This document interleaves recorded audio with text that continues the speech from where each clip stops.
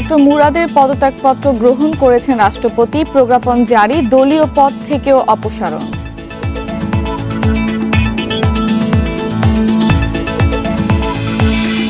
Audio ফাঁসে চিত্রনায়ক ইমনকে র্যাবের জিজ্ঞাসাবাদ, তদন্তের স্বার্থে ডাকা হবে মাহিসহ সংশ্লিষ্টদের।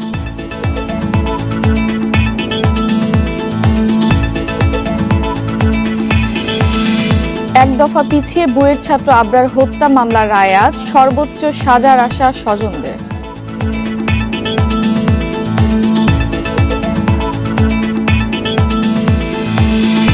চট্টগ্রামে খালে পড়ে নিখোঁজ কিশোর 3 দিনে উদ্ধার হয়নি, সিটি কর্পোরেশনের দায় নেই বলছেন মেয়র।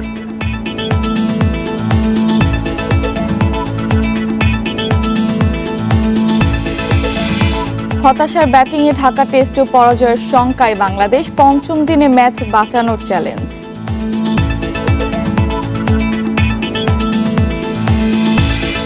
স্বাগত সকাল 9টার 1 ঘন্টার বিরতিহীন সংবাদে, সঙ্গে আছে আমি ফারহান আলম এবং আমি আলিয়া আশরাফ। শুনছিলেন শিরোনাম, যাচ্ছে পুরো খবরে। তথ্য প্রতিমন্ত্রী ডাক্তার মুরাদ হাসানের পদত্যাগপত্র গ্রহণ করেছেন রাষ্ট্রপতি। মঙ্গলবার রাতে এই সংক্রান্ত প্রজ্ঞাপন জারি। জামালপুর জেলা আওয়ামী লীগের স্বাস্থ্য জনসংখ্যা বিষয়ক সম্পাদক ও সাধারণ সদস্য পদ থেকে ডক্টর মুরাদ হাসানকে বহিষ্কারের সুপারিশ করেছে আওয়ামী লীগ। মঙ্গলবার দুপুরে জেলা আওয়ামী লীগ কার্যালয়ে দলের সভায় এই সিদ্ধান্ত নেওয়া হয়। বেপরোয়া কর্মকাণ্ডে জামালপুরবাসীর লজ্জিত উল্লেখ করে জেলার সভাপতি বাকি বিল্লাহ জানান, তার বিতর্কিত বক্তব্যে দেশের ধর্মপ্রাণ মানুষ, সুধী সমাজ মর্মাহত। প্রধানমন্ত্রী সঠিক সময় সিদ্ধান্ত নেয় জামালপুরবাসী তার কাছে কৃতজ্ঞ।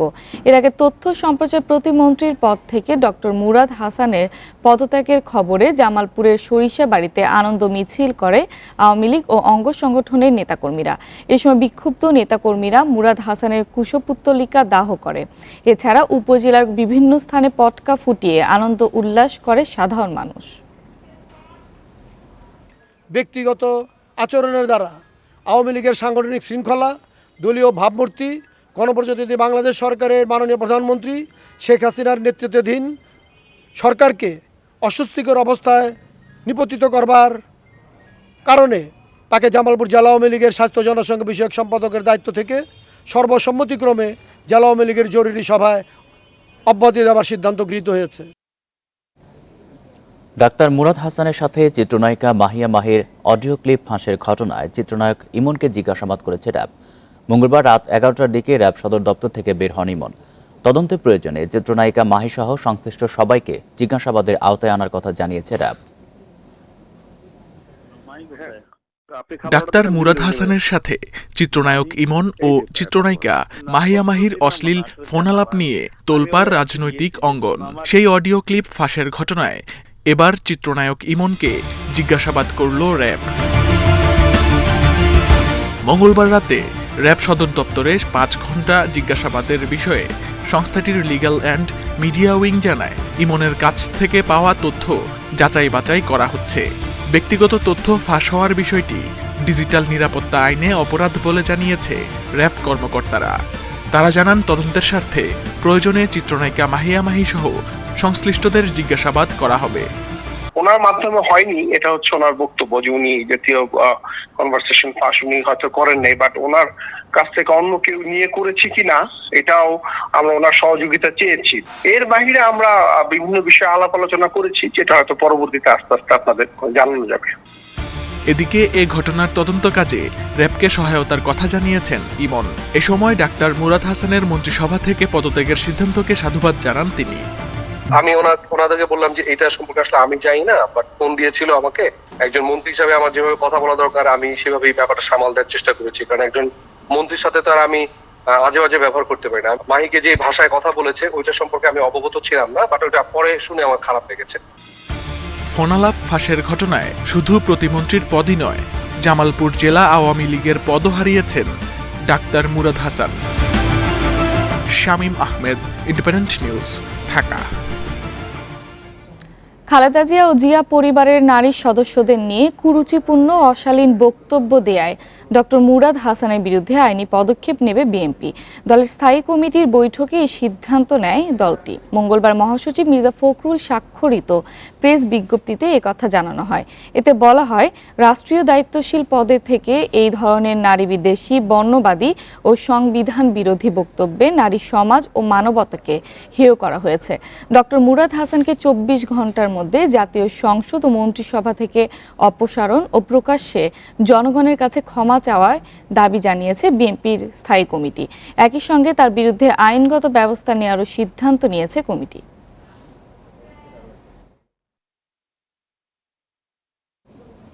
ডাক্তার মুরাদ হাসানের বিরুদ্ধে শাহবাগ থানায় অভিযোগ দায়ের করেছেন ঢাকা বিশ্ববিদ্যালয়ের এক শিক্ষার্থী।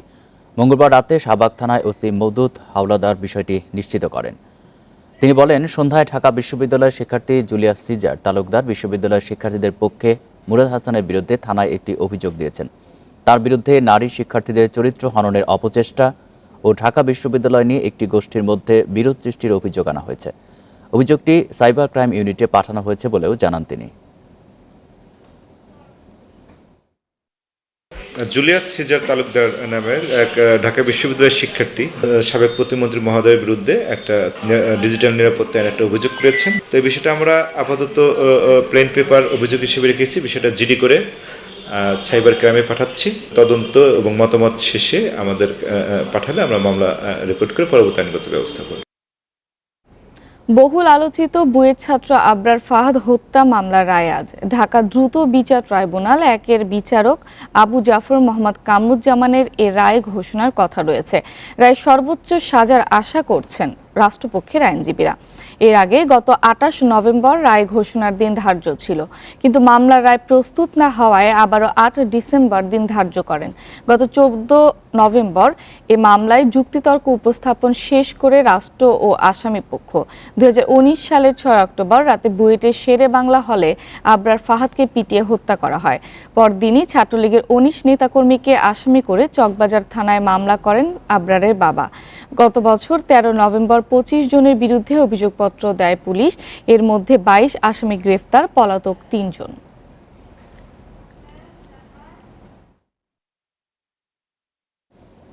ঘন কুয়াশায় দৌলতদিয়া পাটুরিয়া নৌরুটে ফেরি চলাচল বন্ধ রয়েছে। দুর্ঘটনা এড়াতে রাত 2টা থেকে ফেরি পারাপার বন্ধ করে দেয় বিআইডব্লিউটিসি কর্তৃপক্ষ।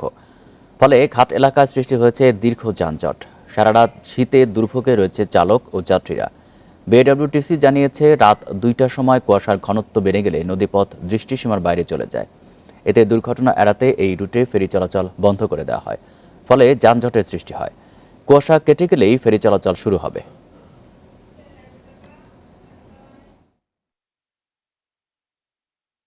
রাজবাড়ীর দৌলতদিয়া ফেরিঘাট থেকে যুক্ত হচ্ছেন সহকর্মী শামীম রেজা। শামীম, এই মুহূর্তে কুয়াশার অবস্থা জানাবেন, কাটতে শুরু করেছে কিনা?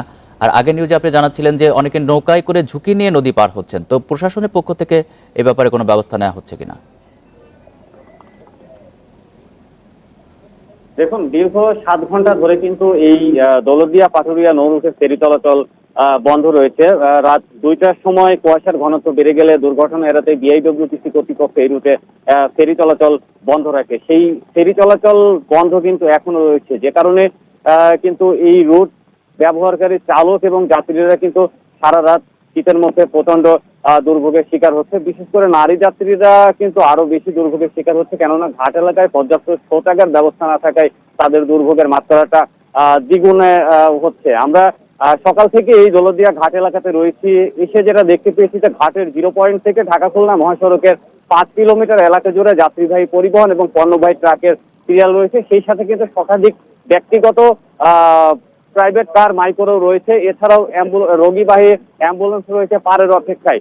তো দীর্ঘ সময় বন্ধ থাকার কারণে কিন্তু চালক যাত্রীরা বেশ ভোগান্তির শিকার হচ্ছে। আর আমরা এই ঘাট এলাকাতে এসে আরেকটা জিনিস দেখতে পেয়েছি যে ফেরি বন্ধ থাকার কারণে কিন্তু যাত্রীরা ঝুঁকি নিয়ে যে ইঞ্জিন চালিত ট্রলার গুলো রয়েছে সেই ট্রলারে করে কিন্তু পদ্মা পাড়ি দিচ্ছে, যার ফলে যে কোনো মুহূর্তেই কিন্তু যে বড় ধরনের দুর্ঘটনা ঘটার সংখ্যাও রয়েছে। তবে এক্ষেত্রে আমরা কিন্তু প্রশাসনের কোনো নজরদারি এখন পর্যন্ত দেখতে পাইনি। যদিও ঘাট এলাকায় আমরা দেখেছি যে নৌ পুলিশ রয়েছে বা বলন্ত ঘাট থানা পুলিশ রয়েছে, সেক্ষেত্রে তাদের চোখের সামনেই কিন্তু যাত্রীরা ইঞ্জিন চালিত ট্রলারে করে পদ্মা পাড়ি দিলেও কিন্তু তাদের কোনো ভূমিকা আমাদের চোখে এখন পর্যন্ত পড়েনি। আর বিআইডব্লিউটিসির দৌলতদিয়া ঘাট শাখার সহকারী ব্যবস্থাপক খোরশেদ আলমের সঙ্গে কথা বলেছিলাম। তিনি বলছেন যে রাত 2টা থেকে ফেরি চলাচল বন্ধ রয়েছে। এখন কুয়াশা ভেদ করে রোদ বের হয়েছে, যে কারণে হয়তো আর অল্প কিছু সময়ের মধ্যেই এই নৌ রুটে ফেরি চলাচল শুরু হবে। এই রুটে ছোট বড় মিলে 16টা ফেরি রয়েছে। কুয়াশা কেটে গেলে 16টা ফেরি দিয়ে যানবাহন পারাপার করা হবে। সে সময় হয়তো বা যাত্রী এবং চালকদের যে দুর্ভোগ, সেই দুর্ভোগটা কিছুটা হলেও কমবে। তো এই ছিল এখন পর্যন্ত আমার কাছে দৌলতদিয়া ফেরিঘাটের সবশেষ খবর। রাজবাড়ী থেকে জানাচ্ছেন সহকর্মী শামীম রেজা। দেখছেন বিরতিহীন ইন্ডিপেন্ডেন্ট সংবাদ। এতে আরও যা থাকছে: জানুয়ারিতে স্থানীয় সরকার নির্বাচন শেষ করতে চায় ইসি, কমিশনের মেয়াদ শেষ ফেব্রুয়ারিতে।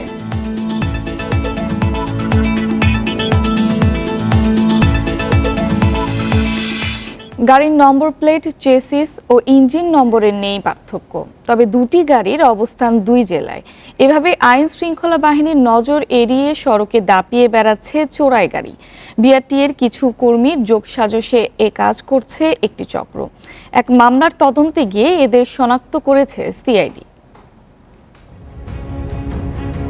দুটি গাড়ির মডেলই টয়োটা প্রোভক্স।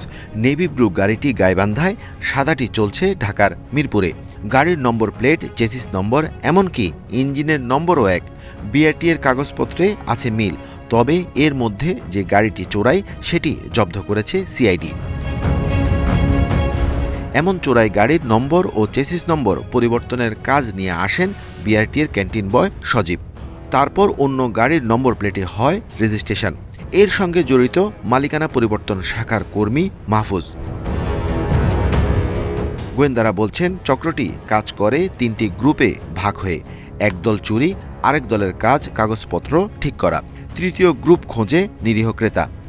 ইঞ্জিন নাম্বার এবং মেশিন নাম্বার, এই যে গাড়িটাকে তারা কিনলো চোরাই গাড়ি, সেই গাড়িটা পাঞ্চ করে দেয়। তাহলে কি হলো, যে গাড়িটা চোরাই সেই গাড়ির মেশিন নাম্বার, চেসিস নাম্বার কিন্তু হয়ে গেল অন্য আরেকটা আসল অরিজিনাল সঠিক গাড়ির সমান। কখনো সার্চ করেন ডেটাবেজে বা যদি আপনি বিআরটিএকে জিজ্ঞাসা করেন, আপনি দেখবেন আপনার গাড়ি ঠিক আছে। আবার eigen in the same way যেটা অরিজিনাল গাড়ি, সেও কিন্তু চেক করলে দেখবে তার গাড়ি ঠিক আছে। চক্রটি 10 বছরে অন্তত 100 গাড়ির নম্বর পরিবর্তন করেছে। বিআরটিএর কর্মকর্তাদের সঙ্গে যোগসাজশ থাকায় নম্বরও হয় সঠিক। তবে বিআরটিএর সফটওয়্যারে এ নিয়ে কোনো তথ্যই না থাকায় 1 নম্বরে 2 গাড়ির প্রশ্নে অন্ধকারে ছিল ট্রাফিক পুলিশ। আমরা বেশ কয়েকজন দালালকে ধরেছি। দালালরা বিআরটিএতে যাদের দিয়ে কাজ করায় তাদের আমরা কাছাকাছি গিয়েছি, তারাও অনেকে আমাদের নজরদারিতে আছে। টেকনিক্যাল লোকও কিছু আছে যারা মেশিন নাম্বার চেঞ্জ করতে পারে, চেসিস নাম্বার চেঞ্জ করতে পারে। এইগুলো তারা করে দীর্ঘদিন যাবত তারা এই ব্যবসা করছে। আমরা যাদেরকে ধরেছি এরা প্রায় 10-12 বছর এই লাইনে কাজ করে। আর এই অভিযোগ স্বীকার করে বিআরটিএ বলছে তদন্ত করে কঠোর ব্যবস্থা নেবেন তারা।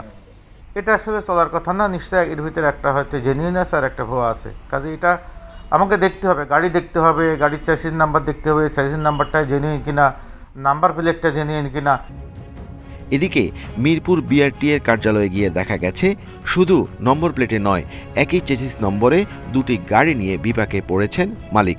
কিছু ক্ষেত্রে আবার মডেল, রং আলাদা হলেও চেসিস নম্বরে নেই পার্থক্য। Arafatur Rahman, independent news, Dhaka. বর্তমান নির্বাচন কমিশনের মেয়াদ শেষ হচ্ছে মধ্য ফেব্রুয়ারিতে, তাই আগামী 31 জানুয়ারির মধ্যে চলমান ইউনিয়ন পরিষদ, সিটি কর্পোরেশন, পৌরসভা ও জেলা পরিষদ নির্বাচন শেষ করতে চায় ইসি। এছাড়া ইউপি নির্বাচন ঘিরে সহিংসতা বন্ধে বিশেষ নজর দিচ্ছে কমিশন। KM নুরুল হুদার নেতৃত্বাধীন বর্তমান নির্বাচন কমিশনের 5 বছরের মেয়াদ শেষ হচ্ছে আগামী 14 ফেব্রুয়ারি। দেশে চলমান পৌরসভা ও উপজেলা পরিষদের নির্বাচন প্রায় শেষ পর্যায়ে। এছাড়া আগামী 26 ডিসেম্বর চতুর্থ ধাপে 842 ইউপিতে হচ্ছে ভোট গ্রহণ, আর পঞ্চম ধাপে 707 ইউপিতে ভোট 5 জানুয়ারি।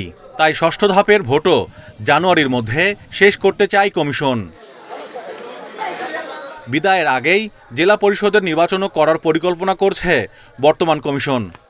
আমাদের মেয়াদ মধ্যে স্থানীয় সরকারের যে নির্বাচনগুলো মেয়াদ উত্তীর্ণ হয়েছে এবং যেটা করার উপযোগী, সেইটা আমাদের আমরা করার চেষ্টা করছি এবং করার জন্য অলরেডি তফসিল দিয়েছি, আর হয়তো কিছু বাকি আছে, এটা আমরা জানুয়ারির মধ্যে আমাদের শেষ করার ইচ্ছা আছে। ইউপি নির্বাচন যে জেলাগুলোর কমপ্লিট হয়ে গেছে সেগুলোর হয়তো জেলা পরিষদের নির্বাচনের তফসিলও হয়তো আমরা দেওয়ার চিন্তাভাবনা আমাদের আছে। ইউনিয়ন পরিষদ নির্বাচনের প্রথম 3 ধাপে সহিংসতায় মারা গেছেন অন্তত 50 জন। আগামী 3 ধাপের ইউপি নির্বাচনে সহিংসতা ঠেকাতে তাই বিশেষ উদ্যোগ নিচ্ছে ইসি। ঘটনাগুলো যাতে আর পুনরাবৃত্তি না হয়, যেহেতু একটা ঘটনাও ঘটেছে সেটারও যাতে একটা পুনরাবৃত্তি না হয়, আমরা কিন্তু আইন শৃঙ্খলা বাহিনীকেও সেভাবেই নির্দেশনা দিয়েছি যে সারাদিন আপনারা যেভাবে সতর্ক থাকবেন, ফলাফল প্রকাশ না হওয়া পর্যন্ত আপনাদের সতর্কতাটা যাতে আরেকটু আরও বেশি ভিজিবল হয় আর কি, সেটাও আপনারা চেষ্টা করবেন। আগামী 16 জানুয়ারি হচ্ছে নারায়ণগঞ্জ সিটি নির্বাচন। বর্তমান কমিশনের মেয়াদকালেই কুমিল্লা সিটি নির্বাচনের তফসিল দেয়া যায় কিনা সেটা নিয়েও ভাবছে commission. Mahmudul Hasan, independent news, Dhaka. আগামী বছর থেকে স্কুল কলেজের শিক্ষার্থীদের ইউনিক আইডি দেওয়ার কথা, কিন্তু এখনো সফটওয়্যারই তৈরি হয়নি, ফলে তৈরি হয়েছে অনিশ্চয়তা। নানা জটিলতায় কাজের গতি নেই বললেই চলে, সেই সঙ্গে আইডির ফর্ম পূরণে ভোগান্তিতে পড়তে হচ্ছে অভিভাবকদের। প্রাথমিক ও মাধ্যমিক পর্যায়ের শিক্ষার্থীদের জাতীয় পরিচয়পত্রের বিকল্প হিসেবে ইউনিক আইডি দেওয়ার সিদ্ধান্ত নেয় সরকার। বই নেয়া থেকে শুরু করে ফল প্রকাশ, রেজিস্ট্রেশন, বৃত্তির টাকা ও টিকা এই আইডির মাধ্যমে পাবে একজন শিক্ষার্থী। এখন চলছে ফর্ম পূরণের কাজ। ইউনিক আইডি করার যে প্রক্রিয়া সেটিকে অনেকটাই ভোগান্তিকর বলছেন অভিভাবক এবং শিক্ষার্থীরা। তারা বলছেন এই প্রক্রিয়া সহজতর করা না হলে যে উদ্দেশ্যে এটি চালু করা হচ্ছে সেটি পুরোপুরি বাস্তবায়ন করা সম্ভব হবে না। অভিভাবক ও শিক্ষকরা বলছেন ফর্মে অনেক অপ্রয়োজনীয় তথ্য চাওয়া হয়েছে। এছাড়া জন্ম নিবন্ধন সনদ নিয়েও পড়তে হচ্ছে ভোগান্তিতে। বাবা মায়ের ন্যাশনাল আইডি কার্ড আছে, সেখানে জন্ম নিবন্ধন কেন প্রয়োজন? ইউনিক আইডিতে যদি বাবা মায়ের জন্ম নিবন্ধন যদি লাগে তাহলে আপনার ভোটার আইডির তো প্রয়োজন নেই। শিক্ষার্থীদের যে ইউনিক আইডিটা করা হচ্ছে এটা যুগ উপযোগী একটা বিষয়, কিন্তু ফর্মটা এত লেন্দি হয়ে গেছে, এত বড় হয়ে গেছে, এত তথ্য দিতে হয় যে স্টুডেন্টরা ফিল আপ করতে গিয়া কিছুটা বিব্রতকর অবস্থার মধ্যে। এদিকে আগামী জানুয়ারি থেকে ইউনিক আইডি চালুর কথা থাকলেও এখনও সফটওয়্যারই প্রস্তুত হয়নি, তথ্য সংগ্রহ শেষ হয়নি। তবে কর্তৃপক্ষ বলছে সর্বোচ্চ চেষ্টা চলছে কাজ শেষ করার। ফোন প্রতিদিন পাচ্ছি যে আমরা সার্ভার এন্ট্রি দিতে পারছি না। আমরা যেহেতু এন্ট্রি দিলে কি অবস্থা হবে যদি ইউআইডি আমরা না পাই। এখন আমরা ওআরজির সাথে আবার একটু কথা বলবো, যদি তাদের প্রসেস ম্যাপটা যদি ঠিক হয়ে যায় সফটওয়্যারে, আমরা এন্ট্রি দেওয়া শুরু করবো আর কি। এন্ট্রি দিলে আমাদের এই কাজটা এগিয়ে যাবে। শিক্ষার্থীর বয়স যখন 18 হবে তখন নির্বাচন কমিশন তাদের ফিঙ্গারপ্রিন্ট নিয়ে এই ইউনিক আইডি জাতীয় পরিচয়পত্রে রূপান্তর করবে। নূরে আলম, ইন্ডিপেন্ডেন্ট নিউজ, ঢাকা। চট্টগ্রামের মুরাদপুরে চশমা খালে পড়ে নিখোঁজ কিশোরকে এখনও উদ্ধার করা যায়নি। সোমবার বিকেলে নিখোঁজ হলেও এখনও তার সন্ধান মেলেনি। কিছুক্ষণের মধ্যে আবারও উদ্ধার অভিযান শুরু করবেন ফায়ার সার্ভিস কর্মীরা। এদিকে কিশোর নিখোঁজের ঘটনায় সিটি কর্পোরেশনের কোনো দায় নেই বলে দাবি করেছেন সিটি মেয়র রেজাউল করিম চৌধুরী। মঙ্গলবার সন্ধ্যায় ঘটনাস্থল পরিদর্শনে গিয়ে এই দাবি করেন তিনি। মেয়র বলেন, নিখোঁজ কিশোর নিজে থেকেই খালে নেমেছে। এছাড়া খালটিতে চট্টগ্রাম উন্নয়ন কর্তৃপক্ষের জলাবদ্ধতা নিরসন প্রকল্পে কাজ চলছিল, তাই নালার ওপর কোনো স্ল্যাব বসানো ছিল না। এ সময় নালায় আবর্জনা ফেলার বিষয়ে নগরবাসীকে আরও সচেতন হওয়ার আহ্বান জানান তিনি। এখানে বোতল কুড়াতে গিয়ে ওর খেলনা কুড়াতে গিয়ে এই দুর্ঘটনাটা ঘটেছে। জলবদ্ধতার কাজ চলছে, এখানে নালার উপর কিভাবে স্ল্যাব দেবে বলেন? এইটা তো কাজ অলরেডি চলছে, এখানে তো স্ল্যাব দেওয়ার প্রশ্নই আসে না। এ নিয়ে আরও জানাতে চট্টগ্রাম থেকে যুক্ত হচ্ছেন সহকর্মী আহসান রিটন। রিটন, আজকের উদ্ধার অভিযানের বিষয়ে জানাবেন শুরু হয়েছে কিনা, আর বারবার এই ধরনের দুর্ঘটনা নিয়ে সাধারণ মানুষের প্রতিক্রিয়া জানাবেন। নিখোঁজের স্বজনরা কি বলছেন?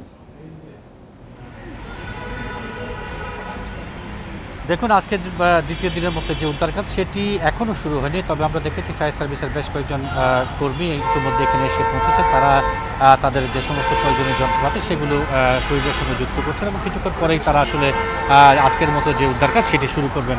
আমরা আসলে এই বিষয়টি নিয়ে এখানে যারা স্থানীয় লোকজন রয়েছেন তাদের সাথে কথা বলেছি। তারা যেটি বলছে যে আসলে এখন থেকে মাত্র 2-3 মাস আগে সালে আমন নামে একজন তরকারি বিক্রেতা এই নালাটিতে পড়ে নিখোঁজ হয়েছিলেন। তার হদিস কিন্তু এখনো পর্যন্ত পাওয়া যায়নি। সঙ্গত কারণে এই সমস্ত নালা খালের আশপাশে যারা বসবাস করেন তারা আসলে এক ধরনের আতঙ্কের মধ্যেই প্রতিটা মুহূর্ত তারা কাটান, যেহেতু বাচ্চা থেকে একটা সময় তাদের ইচ্ছার বিরুদ্ধে।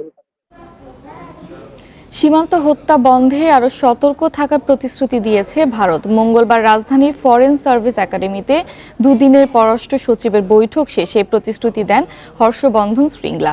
পররাষ্ট্রমন্ত্রী ও সেতুমন্ত্রীর সঙ্গে বৈঠক করেন তিনি। এ সময় শ্রীংলা জানান, সড়ক রেলের পাশাপাশি নৌপথেও দুদেশের মধ্যে যোগাযোগ বাড়াতে আগ্রহী ভারত।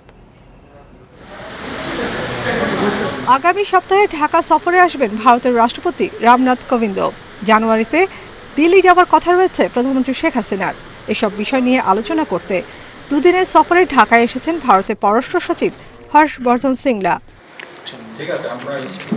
প্রথম দিন রাজধানীর ফরেন সার্ভিস একাডেমিতে পররাষ্ট্র সচিব মাসুদ বিন মোমেনের সঙ্গে বৈঠক করেন শ্রীংলা। এতে সীমান্ত হত্যা বন্ধ, তিস্তা সহ অমীমাংসিত নানা ইস্যু নিয়ে আলোচনা হয়। পরে সচিবরা জানান, দুদেশের সম্পর্ক আরও দৃঢ় করতে নতুন করে সহযোগিতা বাড়ানোর বিষয়ে একমত হয়েছে ঢাকা দিল্লি। আমাদের যে বর্ডার নিয়ে আমরা আলোচনা করেছি, আরও শান্তিপূর্ণ বর্ডার কিভাবে আমরা করতে পারি সেটা নিয়ে আলোচনা করেছি। কোভিড কোঅপারেশনও আমাদের মধ্যে কন্টিনিউ রাখতে হবে। This is something which is very rare. অমীমাংসিত ইস্যু নিয়ে আলোচনা চলছে। আমরা পুরনো সমস্যা সমাধানে আন্তরিক। একই সাথে নতুন নতুন ক্ষেত্রে আরও কিভাবে সহযোগিতা বাড়ানো যায় তা নিয়ে আলোচনা করছি। সড়ক রেলের পাশাপাশি নৌপথে বাংলাদেশের সঙ্গে যোগাযোগ বাড়ানো এখন ভারতের সবচেয়ে অগ্রাধিকার। এরপর পররাষ্ট্র মন্ত্রণালয় মন্ত্রী একে আব্দুল মোমেনের সঙ্গে বৈঠক করেন ভারতের পররাষ্ট্র সচিব।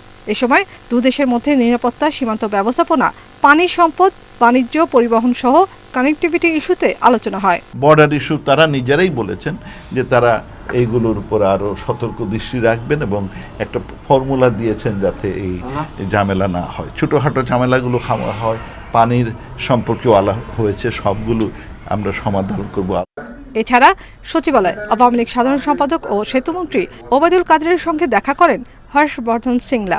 বাংলাদেশের কোনো এ ব্যাপারে দুর্ভাবনার কারণে বাংলাদেশ যত ডোজ দরকার ভারত সরবরাহ করবে। শিগগিরই ভারত থেকে 50 লাখ করোনা টিকা পাঠানো হবে। আশা করি আর কোনো সংকট হবে না। যখনই বাংলাদেশের প্রয়োজন হবে ভারত টিকা পাঠাবে। বুধবার প্রধানমন্ত্রী শেখ হাসিনার সঙ্গে সৌজন্য সাক্ষাৎ করে দিল্লি ফিরে যাবেন ভারতের পররাষ্ট্র সচিব।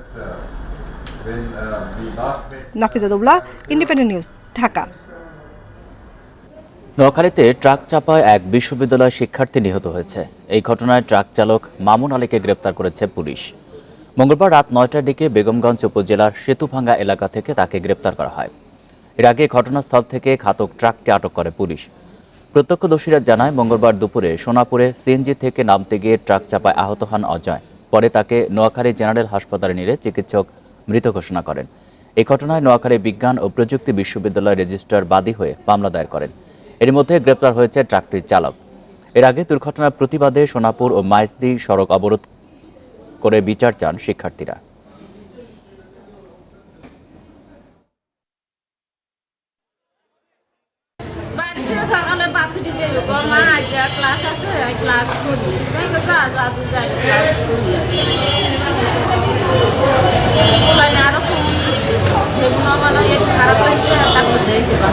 আমি জেলা প্রশাসক, রোড আমাদের সাথে কাজ করে। রোড স্যার নিজেকে আমি কথা বলে দিচ্ছি, উনি ঢাকা একটা মিটিংয়ে উনি থাকলে এখনই উনি বলতো।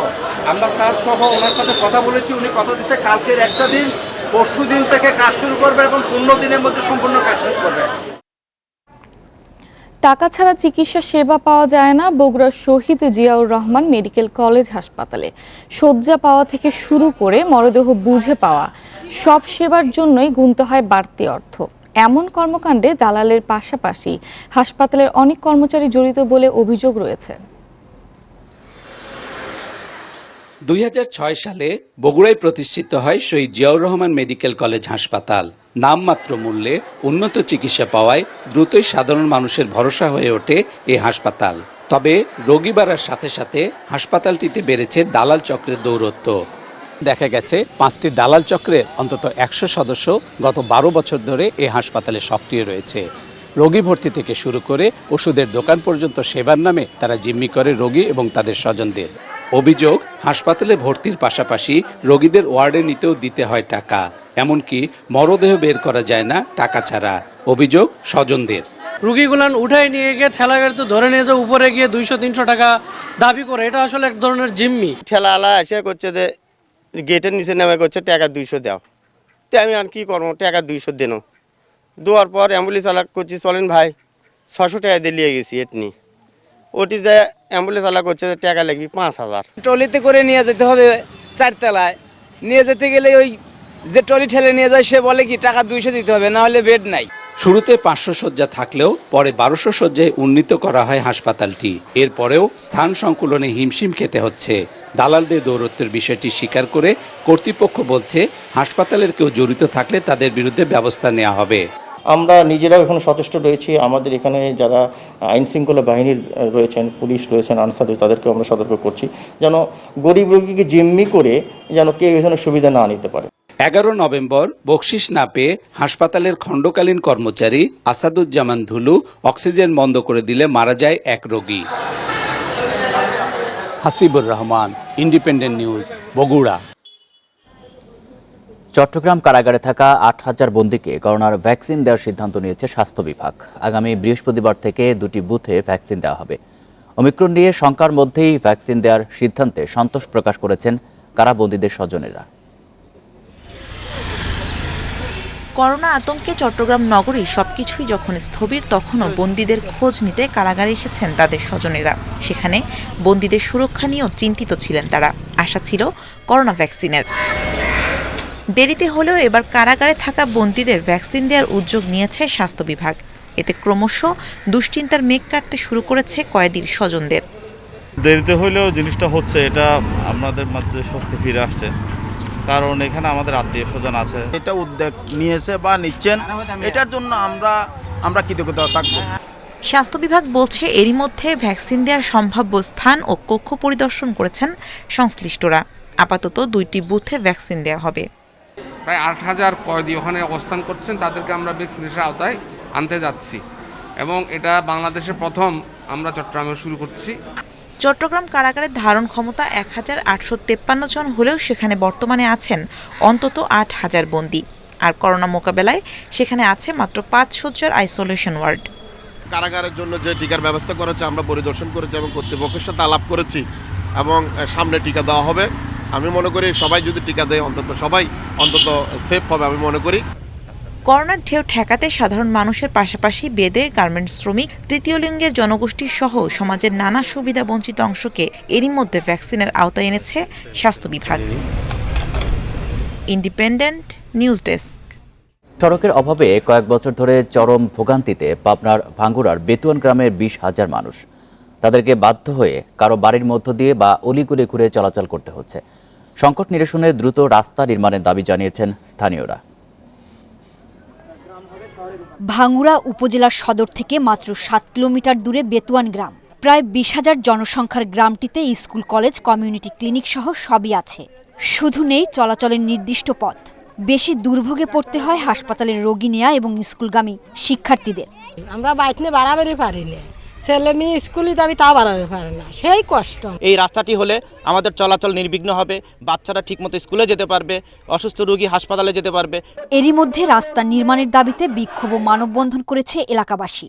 তারা বলছেন, খালের পাশ দিয়ে সড়ক নির্মাণ হলে পাল্টে যাবে গ্রামের চিত্র। এখন দেখতেছেন আমার চলাফেরা খুব বেকায়দা, তাহলে এই রাস্তাটা আমার হলে আমার একটু পৌঁছে যাবে। আমাদের একটা মানুষ মারা গেলে সেই লাশটা আমরা সঠিকভাবে গোরস্থানে নিতে পারি না। উপজেলা প্রকৌশলী বলছেন, সেতু ও রাস্তা নির্মাণের লক্ষ্যে এরই মধ্যে 4টি প্রকল্প ঊর্ধ্বতন কর্তৃপক্ষের কাছে পাঠানো হয়েছে। অনুমোদন পেলেই শুরু হবে বাস্তবায়ন। গ্রামের যে 4টা প্রবলেম ছিল, মানে 4টে কাজের মধ্যে আমরা সব জায়গায় প্রেরণ করেছি। অনুমোদন আসলে আমরা মনে করি ও কাজগুলো আমরা বাস্তবায়ন করব ইনশাল্লাহ। সড়কটি নির্মাণ হলে যাতায়াতে আর কোনো সমস্যায় পড়তে হবে না বলে আশা বেতুয়ান গ্রামের মানুষদের। Independent news desk. ঝিনাইদহের সড়কে প্রতিনিয়ত মোটর সাইকেলে দুর্ঘটনা হওয়ার পরও এই যানটির ব্যবহার দিন দিন বাড়ছে। অসতর্কভাবে চলাচল আর বেপরোয়া গতির কারণে ঝরছে অনেক প্রাণ। পুলিশ বলছে মোটরসাইকেলের দাম ও এর কেনার প্রক্রিয়া সহজলভ্য হওয়ায় এর ব্যবহার কমছে না। এমন শোডাউনের দৃশ্য ঝিনাইদহ জেলার সড়ক মহাসড়কগুলোতে হরহামেশাই চোখে পড়ে, যার বেশিরভাগ চালকই অপ্রাপ্তবয়স্ক। কখনো মোটরসাইকেলের বেপরোয়া গতি, ওভারটেকিংয়ের চেষ্টা, বারবার লেন পরিবর্তনের কারণে পথচারীদের দুর্ঘটনার কবলে পড়তে হয়, আবার কখনো স্বয়ং চালক ও যাত্রী হন হতাহত। জেলা বিআরটিএ কর্তৃপক্ষ বলছে চলতি বছরের এ পর্যন্ত ঝিনাইদহে রেজিস্ট্রেশন করা মোটরসাইকেলের সংখ্যা ৬৬,২০৩টি। এর বাইরে অনটেস্ট বা পরীক্ষামূলকভাবে চলছে আরও প্রায় ৩০,০০০ মোটরসাইকেল। আমি মাসে 40 থেকে 50টা সেল বিক্রি করি, প্রত্যেক মাসে আমার সেল হয় 40 থেকে 50টা, এবং আরও যে অন্য অন্য কোম্পানিগুলো আছে তারাও সেভাবে সেল করতেছে। তারা কিন্তু কোনো ট্রাফিক আইন সম্পর্কে তারা জানে না এবং মানেও না, এবং এই বাচ্চা ছেলেগুলো তারা সবসময় ওই তাদেরকে মোটরসাইকেল কিনে দেওয়া হয়, বিভিন্নভাবে তারা বায়না ধরে এবং কিনে দিতেও বাধ্য হয় অনেক সময়। এই ব্যাপারে যদি আমরা এখনো সচেতন না হই তাহলে মনে হয় দুর্ঘটনার সংখ্যা দিন দিন এর মাত্রাটা বেড়ে যাবে। চলতি বছরে এ পর্যন্ত অন্তত 50 জন মোটরসাইকেল দুর্ঘটনায় মারা গেছেন। এসব হতাহতের ঘটনার বেশিরভাগেরই থানায় মামলা হয় না, ফলে মোটরসাইকেল দুর্ঘটনায় নিহতের সঠিক সংখ্যা পুলিশের কাছেও থাকে না। আমি সবাইকে অনুরোধ করব যে জীবন একটাই, আপনার সন্তানকে মোটরসাইকেল কিনে দেওয়ার ক্ষেত্রে আপনাকে সচেতন হতে হবে। শহরের বিভিন্ন কোম্পানির মোটরসাইকেলের শোরুম রয়েছে। এসব শোরুম থেকে গড়ে প্রতি মাসে প্রায় 500 মোটরসাইকেল বিক্রি হয়। Independent news desk. সাতক্ষীরার কালীগঞ্জের বসন্তপুরে 2 কোটি টাকা ব্যয়ে নির্মাণ হচ্ছে রিভার ড্রাইভ ইকো পার্ক। করোনার কারণে গত বছর বন্ধ থাকলেও এখন আবারও শুরু হয়েছে নির্মাণ কাজ। 3 নদীর মোহনায় পার্কটি পূর্ণাঙ্গ রূপ পেলে এই অঞ্চলের পর্যটন এবং বিনোদনের যোগ হবে নতুন মাত্রা। ষোড়শ শতকের দিকে রাজা বসন্ত রায়ের নাম অনুসারে কালীগঞ্জ উপজেলার বসন্তপুর গ্রামের নাম হয়। কালিন্দী, ইছামতি ও কাকশিয়ালী নদীর ত্রিমোহনায় একসময় ছিল নৌবন্দর। উপজেলা প্রশাসনের উদ্যোগে এখন এই জায়গায় নির্মাণ করা হচ্ছে জেলার প্রথম রিভার ড্রাইভ ইকো পার্ক। 2019 সালে প্রায় 300 বিঘা জমিতে শুরু হয় ইকো পার্ক নির্মাণ কাজ। করোনার কারণে কিছু সময় বন্ধ থাকলেও এখন আবার এগিয়ে যাচ্ছে পার্কের কাজ। দেশের যে কোনো প্রান্ত থেকে নদীপথে স্থানে আসা সম্ভব, তাই পার্কটি চালু হলে বহু দর্শনার্থী আসবে বলছেন স্থানীয়রা। এছাড়াও পার্কটি গড়ে উঠলে কর্মসংস্থানের সুযোগ হবে বলে মনে করছেন তারা। আমাদের দাবি যে তারা যেন আমাদের এটা খুব সুন্দর মতো করে আমাদের মাঝে ফিরিয়ে আনে, কারণ এটা 500 বছর আগের একটা ইতিহাস।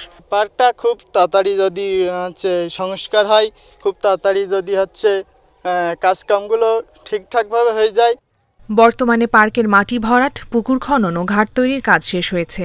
বসন্তপুরকে আকর্ষণীয় পর্যটন কেন্দ্র হিসেবে গড়ে তুলতেও কাজ চলছে বলে জানিয়েছে উপজেলা প্রশাসন। শুরু থেকে এটার কিছুটা মাটি ভরাট, পুকুর খনন, পুকুরের ঘাটলা তৈরি সহ আমরা অলরেডি আমার আর কিছু কাজ চলমান আছে। আমরা আমাদের বিভিন্ন প্রতিষ্ঠানে ডেকে তাদেরকে একটি সার্ভে করিয়ে ওখানে কাজ করার জন্য উদ্যোগ গ্রহণ করেছি। পরবাসপুর শাহী মসজিদ এবং নবরত্ন মন্দির, দেবজু মন্দির ওই একসঙ্গে আমরা ওইখানে একটা ব্রিজ করে ওই রিভার ড্রাইভটাকে আমরা ওই পথ দিয়ে সুন্দরবনে যাওয়া, যাতে ওটা একটা পুরো পর্যটন শিল্প হিসেবে আমাদের ওই এলাকায় সমৃদ্ধ করে।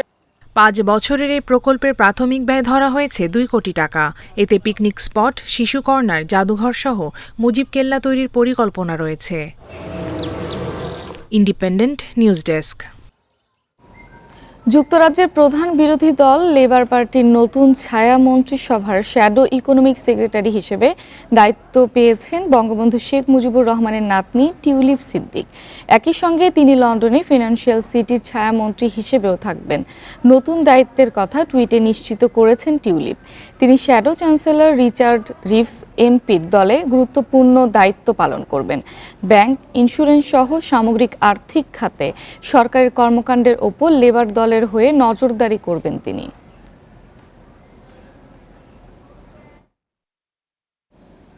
ইউক্রেনে সামরিক অভিযান চালালে রাশিয়াকে কঠোর জবাবের হুঁশিয়ারি দিয়েছেন মার্কিন প্রেসিডেন্ট জো বাইডেন।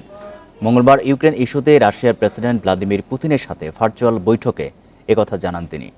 2 ঘণ্টার বৈঠকে ইউক্রেনের চারপাশে রাশিয়ার শক্তি বৃদ্ধির বিষয়ে যুক্তরাষ্ট্র ও এর ইউরোপীয় মিত্র দেশগুলোর উদ্বেগের কথা জানান মার্কিন প্রেসিডেন্ট।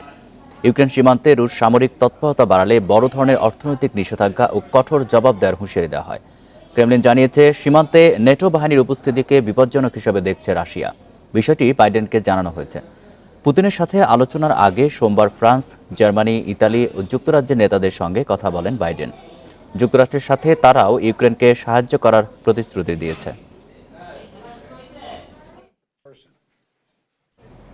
বিশ্বে করোনায় একদিনে ৭,৬৬০ জনের মৃত্যু হয়েছে। এ নিয়ে মোট প্রাণহানি ছাড়িয়েছে ৫২,৮৬,০০০। নতুন প্রায় ৬ লাখ রোগী শনাক্ত নিয়ে এ পর্যন্ত আক্রান্ত ২৬,৭৩,০০,০০০-এর বেশি।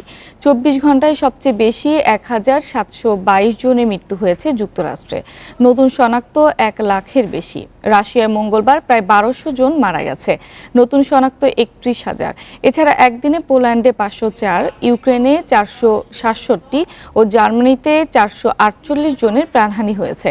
এদিকে ৫ থেকে ১৪ বছর বয়সী শিশুদের করোনা আক্রান্তের হার ইউরোপে সবচেয়ে বেশি বলে উদ্বেগ জানিয়েছে বিশ্ব স্বাস্থ্য সংস্থা। এছাড়া উদ্ভাবিত টিকা ওমিক্রনে গুরুত্বপূর্ণ অসুস্থ হওয়া থেকে মানুষকে সুরক্ষা দিচ্ছে বলেও জানায় সংস্থাটি।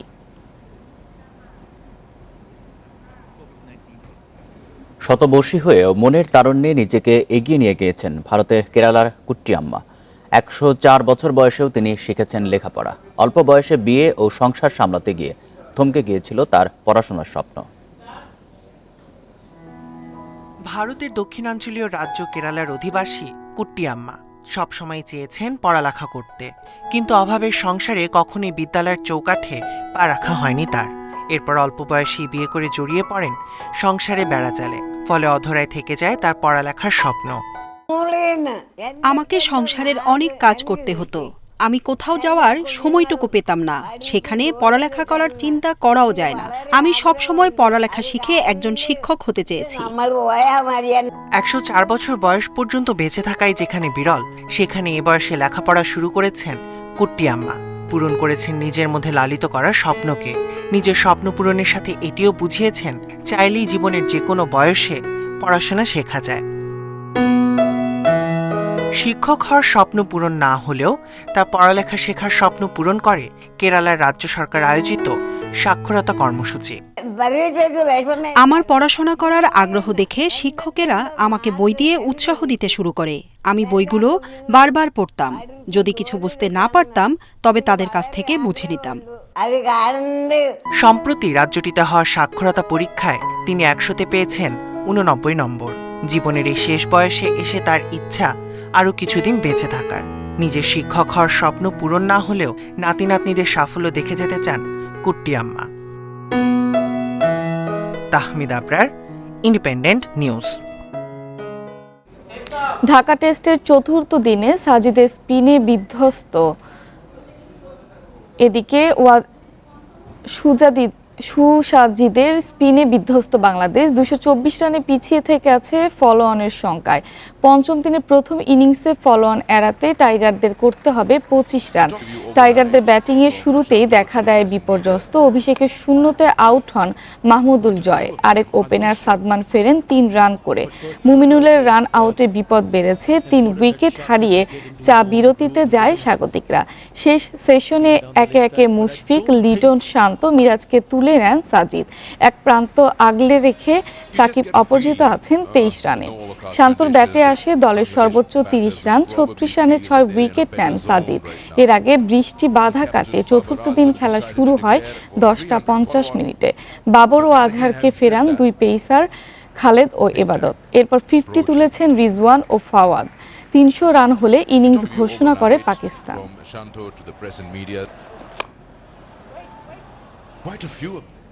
ঢাকা টেস্টের সবশেষ পরিস্থিতি জানাতে মিরপুর থেকে আমাদের সঙ্গে যোগ দিচ্ছেন সহকর্মী সাইফুল মজুমদার। সাইফুল, ৩ উইকেট হাতে রেখে বাংলাদেশের পক্ষে ফলো অন এড়ানো কতটা চ্যালেঞ্জিং বলে আপনি মনে করছেন, আর একই সঙ্গে হারের সংখ্যা উকি দিচ্ছে কিনা আমাদের জানাবেন।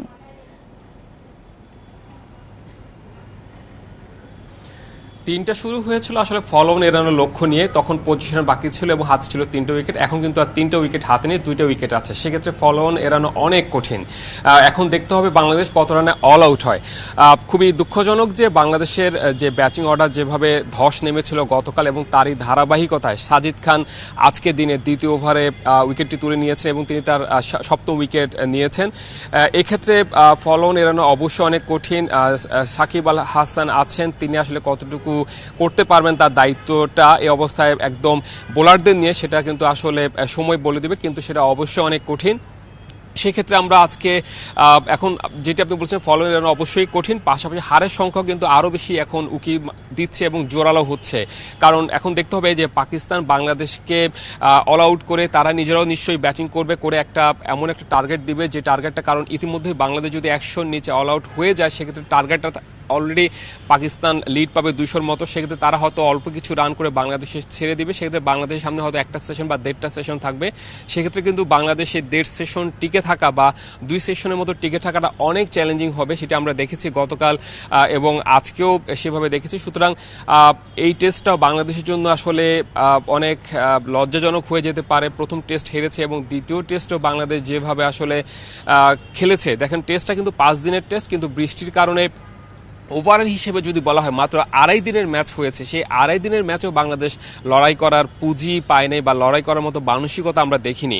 ব্যাটাররা যেভাবে ব্যাটিং করেছে এটি অবশ্যই এটি নিয়ে ভাবতে হবে যে সামনে যেহেতু নিউজিল্যান্ড সিরিজ আছে, সেখানে 2টি টেস্ট আছে, তার আগে আসলে এই বিপর্যয় কিংবা এই যে হার বাংলাদেশকে নিশ্চয়ই বড় ধাক্কা দিবে। একইভাবে কিন্তু এটি বাংলাদেশের জন্য একটি শিক্ষা হয়ে থাকবে যে এই কন্ডিশনে ঘরের মাঠে বাংলাদেশ যখন এভাবে খেলে, সেখানে নিউজিল্যান্ডে বাংলাদেশ কখনোই কোনো ফরম্যাটের ম্যাচ জিতেনি এবং সেখানে গিয়ে কিন্তু ওই কন্ডিশনে বিশ্বের বিভিন্ন দেশ কিন্তু আসলে অনেক স্ট্রাগল করে এবং বাংলাদেশের জন্য সেই চ্যালেঞ্জটা আরও বেশি। সুতরাং এই হারটা নিয়ে বাংলাদেশের দ্রুত আসলে হোমওয়ার্ক করতে হবে যে কেন তারা এই বিপর্যয়ে পড়েছে বা ব্যাটাররা কেন খারাপ করেছে। দেখুন এই উইকেটে কালকে যে কঠিন কন্ডিশন ছিল, উইকেট সবকিছু আবহাওয়া মিলে, সেখানে কিন্তু পেসাররা আসলে অনেক কিছু করার কথা। সেখানে একজন স্পিনার, সাধারণ মানের একজন স্পিনার সাজিদ খান যেভাবে বাংলাদেশে ভুগিয়েছেন, তাহলে বুঝতে হবে বাংলাদেশের ব্যাটিং কতটা দৈন্য। সুতরাং ভাবতে হবে যে কিভাবে এর থেকে দ্রুত বের হওয়া যায়। মিরপুর থেকে এতক্ষণ আমাদের সাথে যুক্ত ছিলেন Saiful Majumder. ICC player of the মান্থের লড়াইয়ে বাংলাদেশের নাহিদা আক্তার এই প্রথম নারী ক্রিকেটে লাল সবুজের কেউ সেরার জন্য মনোনয়ন পেলেন। নাহিদার সঙ্গে প্রতিদ্বন্দ্বীর তালিকায় আছেন ওয়েস্ট ইন্ডিজের হেইলে ম্যাথিউস ও পাকিস্তানের আনাম আমিন। জিম্বাবুয়ে সিরিজ ও বিশ্বকাপ বাছাইয়ের দুর্দান্ত পারফরমেন্সে সেরার তালিকায় উঠে এসেছেন নাহিদা। 21 বছর বয়সী বাঁহাতি স্পিনার নভেম্বরে 4টি ওয়ানডে খেলে নিয়েছেন 13 উইকেট। আইসিসির ভোটিং একাডেমি ও ক্রিকেট সমর্থকদের যৌথ ভোটে নির্বাচিত হয় মাস সেরা ক্রিকেটার।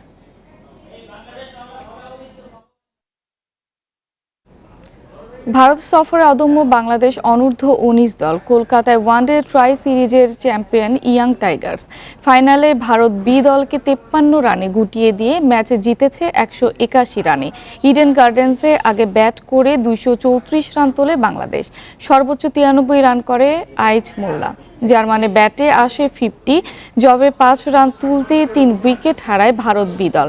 সেই ধাক্কা আর কাটিয়ে উঠতে পারেনি স্বাগতিকরা। নিয়মিত উইকেট পড়ায় 22তম ওভারে অল আউট হয় মাত্র 53 রানে। নাইমুর রহমানের শিকার 4 উইকেট, মেহরব ও আশিকুর নেন 2টি করে উইকেট।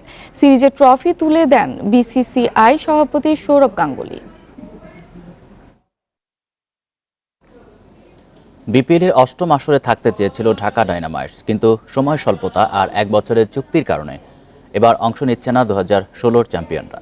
তবে আগামীতে আবারও টুর্নামেন্টে ফেরার ইচ্ছের কথা জানিয়েছেন ফ্র্যাঞ্চাইজি প্রধান নির্বাহী ওবেদ আর নিজাম। চুক্তির মেয়াদ 5 বছরের বেশি হলে বিপিএলে ফিরতে আগ্রহী দলটি। 2015-16 মৌসুমে ঢাকা ডায়নামাইটসের যাত্রা শুরু। দেশি বিদেশি সেরা তারকাদের ভিড়িয়ে প্রথম আসরেই লাইমলাইটে আসা। সাফল্যের জন্য অপেক্ষায় থাকতে হয়নি, নিজেদের দ্বিতীয় আসরেই শিরোপার স্বাদ পায় ডায়নামাইটরা। এরপর প্রতিটি আসরে ডায়নামাইটরা থেকেছে আলোচনায়। করোনার কারণে গত মৌসুম মাঠে গড়ায়নি, বিরতি দিয়ে আবারও 4 ছক্কার ঝনঝনানি দেখার অপেক্ষা। কিন্তু 8ম আসরে অংশ নিচ্ছে না প্রেস্টিজিয়াস ফ্র্যাঞ্চাইজিটি। তাতে বিপিএল হারাতে পারে আবেদন, কমতে পারে আকর্ষণ। আমাদের সময়টা একটু কম ছিল, আমরা অনেক বছর ধরেই ঢাকা ডায়নামাইটস করছি, এই ব্র্যান্ডের পিছনে অনেক সময় দিয়েছি, অনেক ইনভেস্টমেন্টও আছে। তো তো আমরা ভালো করে করতে চাই আর কি।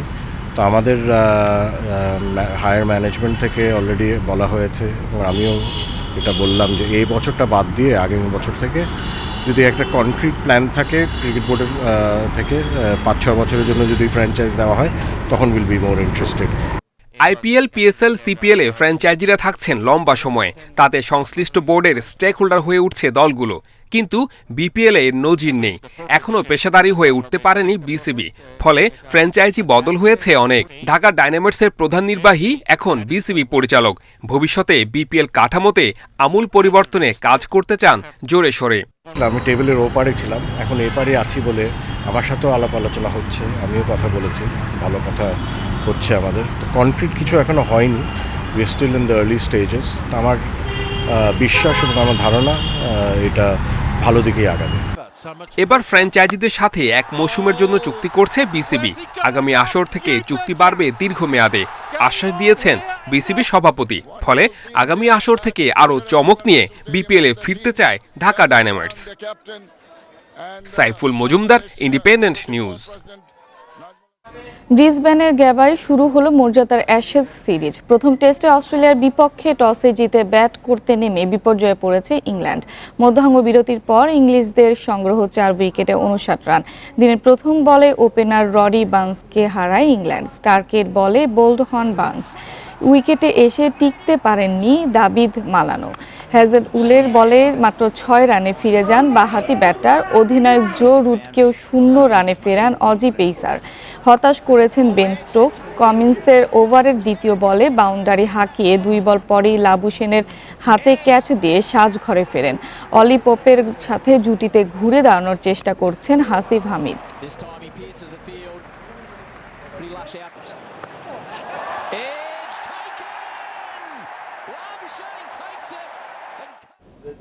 স্বাধীনতা কাপে রহমতগঞ্জকে 3-1 গোলে হারিয়েছে আবাহনী। প্রত্যাশিতভাবে এই গ্রুপের চ্যাম্পিয়ন আকাশী নীল, তাদের সঙ্গে কোয়ার্টার ফাইনালে উঠল স্বাধীনতা ক্রীড়া সংঘ। কমলাপুর স্টেডিয়ামে ম্যাচের 14 মিনিটে টুটুলের আত্মঘাতী গোলে পিছিয়ে পড়ে আবাহনী। কিছুক্ষণ বাদেই সমতা ফেরান ব্রাজিলিয়ান রিক্রুট ডোরিয়েলটন। 1-1 সমতায় শেষ হয় প্রথমার্ধ। বিরতি থেকে ফিরে 5 মিনিটের মধ্যে এগিয়ে যায় লেমসের দল, জোড়া পূর্ণ করেন ডোরিয়েলটন। এরপর স্পটলাইটে আসে আরেক ব্রাজিলিয়ান, স্কোরলাইন 3-1 হয় রাফায়েলের কল্যাণে। 3 দলের গ্রুপে 2 জয়ে শীর্ষে আবাহনী, আর 2 পরাজয়ে বাদ পড়ল রহমতগঞ্জ। কিন্তু জালে জড়িয়ে দিন স্কোর লাইনে সমতা। আবাহনী লিমিটেড 1, বাধার চেষ্টা করছেন আলামিন। চ্যাম্পিয়ন্স লিগের পোর্তোকে হারিয়ে শেষ 16 টিকিট পেল অ্যাটলেটিকো মাদ্রিদ। আর লিভারপুলের কাছে হেরে টুর্নামেন্ট থেকে বাদ পড়ল এসি মিলান। ডি গ্রুপে ইন্টার মিলানকে হারিয়ে গ্রুপ শীর্ষ হলো রিয়াল মাদ্রিদ। ঘরের মাঠে ম্যাচের 28 মিনিটে এসি মিলানকে আসা জায়গায় তোমারই। তবে খানিক বাদে লিভারপুলকে সমতায় এনে দেন সালাহ। বিরতির পর স্বাগতিকদের মারাত্মক ভুলে বল পান সাদিও মানে। গোলরক্ষক তার শট ঠেকালেও অরিগির হেড আটকাতে ব্যর্থ হন। ডি গ্রুপ সেরা হওয়ায় লড়াইয়ে টনি ক্রুজ রিয়াল মাদ্রিদকে এগিয়ে নেন। দ্বিতীয়ার্ধে ইন্টার মিলান 10 জনে পরিণত হলে ব্যবধান বাড়ান আসেননিও।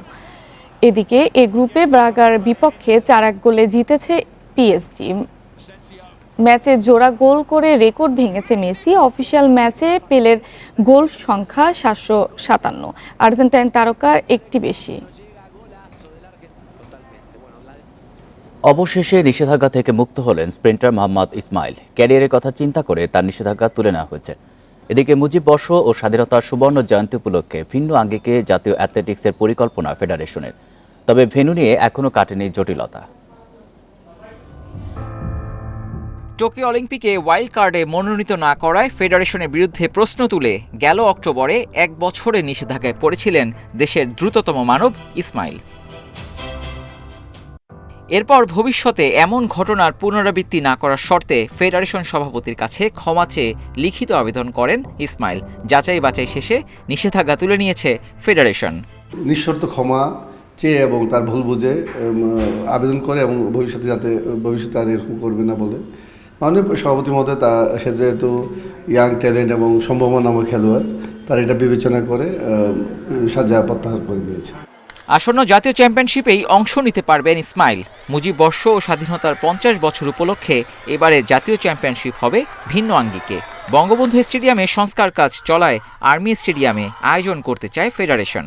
বিকেএসপিতে ইনিশিয়ালি আমাদের একটা ভেন্যু আছে, আমরা যদি আর্মি স্টেডিয়াম পেয়ে যাই তো জানুয়ারির প্রথম সপ্তাহে আর্মি স্টেডিয়াম কিছু ফর্মালিটিস আছে, আমি মনে করি এই সপ্তাহের মধ্যে আমরা ক্লিয়ারেন্স পেয়ে যাব। ওনাদের কিছু নিজস্ব খেলা আছে, ওই ভেন্যুগুলি ভ্যাকেন্ট না। জানুয়ারির প্রথম সপ্তাহে জাতীয় চ্যাম্পিয়নশিপ, দেশের বিভিন্ন জেলা ও সার্ভিসেস দল মিলিয়ে প্রায় ৩ শতাধিক অ্যাথলিট অংশ নিবে এবারের আসরে। Abidur Rahman, independent news, Dhaka. এই ছিল এখনকার সংবাদে। ইন্ডিপেন্ডেন্ট টেলিভিশন সব খবর দেখতে চোখ রাখুন ফেসবুক, ইউটিউব এবং টুইটারে। ধন্যবাদ সবাইকে।